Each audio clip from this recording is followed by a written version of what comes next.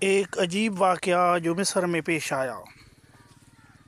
آدھی رات کا وقت تھا کہ ایک مصری عیسائی نوجوان کا مسلم نوجوان کے ساتھ کسی بات میں تلخ کلامی کی وجہ سے جھگڑا ہو گیا۔ کرسچین نوجوان نے اپنے کچھ دوستوں کو جمع کیا تاکہ مسلم نوجوان کو سبق سکھایا جا سکے، لیکن اس کے عیسائی دوستوں نے اسے روکا اور کہا کہ یہ مسلم لڑکا شریف ہے، یہ معاملہ اتنا بڑا نہیں کہ اس پر بات اتنی بڑھائی جائے۔ لیکن اس کے ایک دوست جو فوجی افسر تھا، اس نے مشورہ دیا کہ وہ پولیس اسٹیشن جا کر اس مسلمان لڑکے کے خلاف رپورٹ درج کروائے اور اس پر یہ جھوٹا الزام لگایا جائے کہ اس نے اس کی بہن کو چھیڑنے کی کوشش کی۔ اس نصرانی نوجوان نے اپنے ایک دوست سے مدد طلب کی تاکہ وہ اس کے ساتھ پولیس اسٹیشن جائے اور مسلم لڑکے کے خلاف رپورٹ درج کرائی جائے۔ اس کے دوست نے حامی بھر لی، لیکن کچھ روز قبل اس نے دیکھا تھا کہ وہ مسلمان لڑکا مسجد سے فجر کی نماز کے بعد باہر نکل رہا تھا، اور اسی دوران اس نصرانی نوجوان کو ایک بات یاد آئی جو اس نے کبھی القرآن ریڈیو پر سنی تھی۔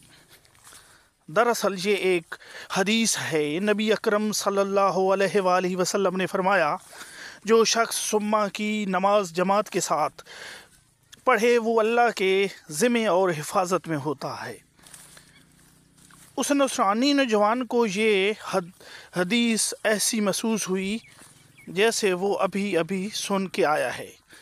اگرچہ وہ نصرانی تھا، لیکن اسے احساس ہوا کہ پولیس کارروائی کے باوجود وہ مسلمان لڑکا کسی بھی قسم کے نقصان سے بچا رہے گا، کیونکہ وہ فجر کی نماز بجماعت پڑھتا ہے، اور یہ حدیث رسول اکرم صلی اللہ علیہ وسلم اس کے دماغ میں گونج رہی تھی۔ اگلے روز شام کے 4 بج رہے تھے، وہ دونوں تھانے جانے کی تیاری کر رہے تھے، لیکن اس نوجوان نے اپنے اس دوست سے کہا کہ اس معاملے کو چھوڑ دے، ایسا لگتا ہے کہ پولیس میں رپورٹ کے باوجود بھی اس لڑکے کو کوئی نقصان نہیں پہنچے گا۔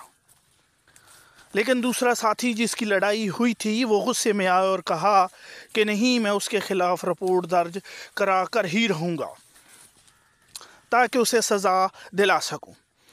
دوست نے کہا ٹھیک ہے، پھر آؤ گاڑی میں بیٹھ کر پولیس اسٹیشن چلتے ہیں۔ یہ دونوں تھانہ جا رہے تھے کہ راستے میں گاڑی کا ایک ٹائر پھٹ گیا، تو انہوں نے اس کو بدل لیا اور اپنا سفر جاری رکھا۔ تھوڑی دیر بعد دوسرا ٹائر بھی پھٹ گیا۔ اس پر اس کے دوست نے پریشان ہو کر کہا تمہیں میں نے کہا تھا کہ اس لڑکے کو کوئی نقصان نہیں پہنچا سکتا، ہمیں واپس جانا چاہیے۔ اس دوست نے اس کو مشورہ دیا، لیکن اس کے دوست کو پھر غصہ آیا اور کہا کچھ بھی ہو میں رپورٹ درج کروا کر رہوں گا اور اسے کسی صورت نہیں چھوڑوں گا۔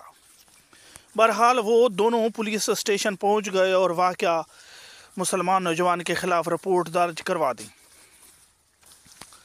تھانے میں ان کے ساتھ پولیس کی ایک ٹیم کارروائی کرنے روانہ ہو گئی اور ساتھ کو آ گئی، لیکن جب پولیس علاقے میں پہنچی تو انہیں پتہ چلا کہ جو گلی انہوں نے ذکر کی تھی وہ اس علاقے میں کچھ حصہ اس اسٹیشن کا آتا ہے اور کچھ دوسرے اسٹیشن کا۔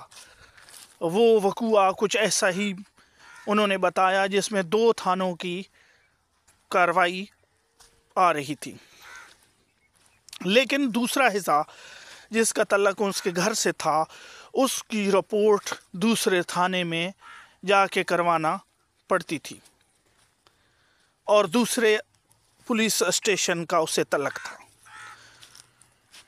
پولیس نے کہا کہ اب تمہیں دوسرے تھانے جا کر رپورٹ درج کرانی پڑے گی۔ دھری اثنا علاقے میں پولیس کی گاڑی دیکھ کر وہاں کچھ مقامی لوگ بھی جمع ہو گئے۔ صورتحال کا پتہ چلا تو دونوں کمیونٹیز کے کچھ معتبر سرکردہ لوگوں کو بھی بلایا گیا۔ इधर उधर कुछ गुफ्तो शनीद के बाद मामले को रफा दफा करके सुलह के बाद हल कर लिया गया।